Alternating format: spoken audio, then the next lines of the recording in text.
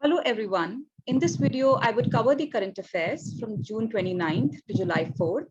So let's get started. Mukesh Ambani resigns. Akash Ambani is the new Jio chairman. So students, Mukesh Ambani's eldest son, Akash Ambani, will take over as the chairman of Jio Infocom's board, the digital division of Reliance Industries, in what is viewed as the 65-year-old billionaire's succession planning. So Mukesh Ambani has resigned as the company's director effective from 27th of June. So students, Akash Ambani, the eldest son of Mukesh Ambani, has taken over as the chairman of Jio Infocom. Now, please keep it in mind, he has only taken over as the chairman of Jio Infocom, which is the digital division of Reliance Industries and not the entire Reliance Industries, right? And students, we know that sooner or later, Akash Ambani has to take over as the chairman of the entire Reliance industry. So this is like first step in that direction. This is like, starting with the succession planning basically. And Pankaj Mohan Pawar, he was among the other selection made, and his 5-year term as managing director begins on 27 June. Mukesh Ambani will continue to serve as chairman and managing director of Reliance Industries, like I said, and as chairman of Jio Platforms Limited, the parent firm of all Jio Digital Services brand students. Broadly, Reliance operates under 3 main business segments, students: petrochemicals and oil refining, which is the flagship Reliance industry, retail, and digital services, which includes telecom, students. Next, InSpace authorises India's first set of space startups to launch payload, students. So InSpace, now what is the full form of InSpace, students? Indian Space Promotion and Authorization Center, InSpace. And it has started authorizing Indian private firms. That means it has started to allow the Indian private firms to mark the beginning of private space sector launches in India. That means now private sector firms will also be able to make some launches in the space, in India. And InSpace, it is an autonomous single window nodal agency formed to promote, authorize, monitor, and supervise the space activities of non-governmental private entity students. So far, students, for very long, the space sector was reserved only for the government, but now they have opened it for the private sector. And InSpace is an autonomous single window nodal agency, students, that would promote, authorize, monitor, supervise, that means facilitate the space activities of the private firm, students, right? And Dhruv Space Private Limited, Hyderabad, and Digantara Research and Technologies Limited, Bengaluru, were authorized by InSpace on June 24 to launch their payloads. That means they can launch their satellites. And InSpace, students, is headquartered in Ahmedabad. Next, students, Vijay Amritraj has been honored with the Golden Achievement Award by ITF, students, which is International Tennis Federation. So proud moment for India. So who is Vijay Amritraj? He is an Indian tennis great, students. He is one of the greatest Indian tennis players, and he's been named the 2021 recipient of the Golden Achievement Award by International Tennis Hall of Fame and International Tennis Federation. In recognition of his outstanding impact on tennis as a player, promoter, and humanitarian, Amritraj was honored in London. So you could be asked, students, in the competitive exams that which sport does Vijay Amritraj plays or played? So the correct answer is tennis. And he is the first recipient from India of this honor. That is the first Indian to be honored by the International Tennis Federation. And he joins an esteemed list of tennis leaders who have received the honor, including Brian Tobin of Australia, Kawatei of Japan, and Peachy Kellmeyer of the United States. These are some of the best tennis players ever. And, he has now, Vijay Amritraj has also joined the esteemed list. And about the award, students, the Golden Achievement Award is selected from a pool of nominations submitted by Tennis Federation and individuals from around the world. And the annual honoree is selected by the Golden Achievement Award Committee, which is comprised of tennis administrators. Moving on, students, business tycoon Pallonji Mistry passes away. So renowned business tycoon Pallonji Mistry has passed away at the age of 93. He was the chairman of the Shapurji Pallonji Group, one of the largest business firms in India. And he was also honored with Padma Bhushan in 26 for his contribution in the field of industry and trade. So students, Pallonji Mistry, he was the chairman of Shapurji Pallonji Group, and it is one of the largest business firms in India. The Shapurji Pallonji Group is Mumbai-based 156-year-old firm, students, one of the oldest and the largest firms we have in India, which operates in the construction business in Africa, India, Middle East, and South Asia. So basically, it is into the construction business, and it covers 6 business segments, namely engineering, construction, infrastructure, real estate, water, energy, and financial services. So there could be a question about the Shapurji Pallonji Group, right? Moving on, Niti Aayog releases a report on India's gig economy, students. So a report titled India's Booming Gig and Platform Economy was released by Niti Aayog. Suman Berry, the vice chairman of Niti Aayog, Amitabh Kant, and Dr. K. Rajeshwar Rao, special secretary, released the report. So students, very important that what is gig economy? So gig economy, students, it is like a labor market which is characterized by prevalence of short-term contractual employment. In a gig economy, we have large number of employees who work, large number of people who work as independent contractors, freelance workers, part-time or short-term workers, students, right? So basically, they are not on-the-roll employees. They have a very, flexible terms of employment. And in fact, such employment arrangements are on the rise these days, freelance workers. So therefore, given the rising significance of the gig and platform economy, this report was released by Niti Aayog, and the study, which is the first of its kind, offers an in-depth viewpoint and suggestions of the gig platform economy. That means how and what can the government to do to better regulate it and to, better serve the needs of the various players in this economy, such an economy. And CEO Amitabh Kant emphasized the industry's potential to generate jobs in light of India's growing urbanization and widespread access to internet, digital technologies, and cell phones.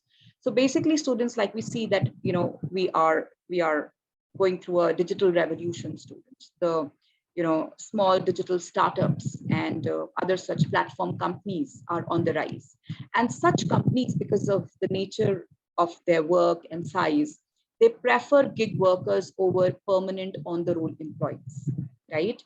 So the government realizes the rising significance of such economy and such workers. Now, about the report, students, according to the research, the gig economy employed 77 lakh employees in 2021, students. And this is 1.5% of India's total labor force, or 2.6% of the non-agricultural labor force. So students, if you see, currently gig economy forms a very minute percentage of the total labor force, the workforce of the country, which is 1.5% only. However, students, in absolute terms, if you see, it is 77 lakhs or 7.7 million, which is like a huge number. And, this economy or such workers are on the rise. They would certainly increase in times to come, students, given the changing nature of work. So the government took cognizance of this and has released this report so that better policy making can take place for this sector. So by 2029-2030, there will be 2.35 crore workers in the gig economy. And by 29-30, students, it is anticipated that they would account for 6.7% of India's non-agricultural workforce, which is a huge number, students.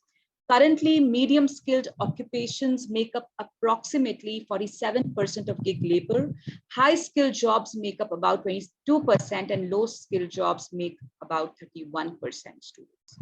And the trend indicates that the concentration of workers with medium skills is gradually decreasing while it is rising for those with low and high skills, which means people with low and high skill, people who are low and high skilled would take to such jobs, students, right? They would participate in the gig economy more than the medium skilled people. The report also suggests students that connecting self-employed people in the business of selling regional and rural cuisine, street food with platforms in order to enable them to sell their products to the large market in towns and cities would accelerate access to finance through products specifically designed for platform workers, students. So basically, the government believes that this would lead to better access to markets, would improve social inclusion, better access to finance, and it is necessary to educate the workers and their families about gender issues and accessibility, and extend social security measures in partnership as envisioned by Code on Social Security. Now, students, you have to understand this, that the gig workers, they are not permanent on-the-roll employees. So obviously, they are not guaranteed the various benefits the way regular employees are. That means the government will have to rise to the occasion to cater to them. So that's why the government has highlighted the need for social inclusion, that they will need to, bring them under the coverage of various social benefits that the government offers, and to, extend social security measures as envisioned by Code on Social Security 2020 to them, right? For example, benefits like, pension, right? Or benefits like HRA, which are not provided, which are only given to the regular employees. So the government needs to step up their efforts to cater to the various needs and demands of the rising gig workers. Moving on, students, Tata Power commissions India's largest floating solar power project. So Tata Power Solar System, a wholly owned subsidiary of Tata Power, has accomplished a remarkable feat by commissioning India's largest floating solar power project in Kayamkulam, Kerala. So students, this could be a question, that which company has launched India's largest floating solar power project? It is Tata Power Solar System, students. It has commissioned India's largest, please remember, India's largest floating solar power project. So it is going to be on a 350-acre water body, backwater areas, having an installed capacity of 101.6 megawatt peak, students. And Tata Power Solar successfully built a scaffolding platform on water body to make the entire solar plant float on water, students. So this is the first time, students, that a floating solar photovoltaic through power purchase agreement category, a project has come up, and it would boast a floating inverter platform having a 5 megawatt capacity. Next, students, partners in the Blue Pacific, new programs started by US and allies. So the US and its allies, Australia, New Zealand, Japan, UK, have launched a new initiative called Partners in the Blue Pacific, students, for effective and efficient cooperation with the region's small island nations in response to China's aggressive push to expand its sphere of influence in the Pacific, students, right? So basically, this is called as Partners in the Blue Pacific, launched by US and its allies, namely Australia, New Zealand, Japan, and UK. And what is the purpose, students? It is to contain, or it is in response to the China's aggressive push to expand its sphere to influence in the Pacific. So as we all know, students, China has been trying to expand or exert its influence in the Pacific Sea, students. It is trying to increase its control over the various small islands which are found in the Pacific. So in retaliation to this, in response to this, US has come together with some of its allies to, sort of contain China's aggressive push. After China pushed for broad common cooperation pact with 10 Pacific states, it became obvious the planned extent of its expanding influence and the geostrategic competition in the region increased, students. So basically, this is, this is part of the larger geostrategic competition, students, right? So this is to reduce China's growing influence in the Pacific. Now, if you look at the partners in the Blue Pacific, students, you could be asked, now there could be a question about that, which country leads this, the Blue Pacific Initiative, or what is it related to, or which are the other members who are part of this framework. So this is a 5-nation informal framework, students. It aims to support Pacific Islands and strengthen regional political and economic ties. It calls for further cooperation to improve prosperity, resilience, security in the Pacific, right? It is to block China's aggressive outreach. And members of the initiative have also promised to strengthen ties with the Pacific Island Forum and promote regionalism. They would take up issues like climate, connectivity, transportation, marine security, protection, health, prosperity to improve cooperation.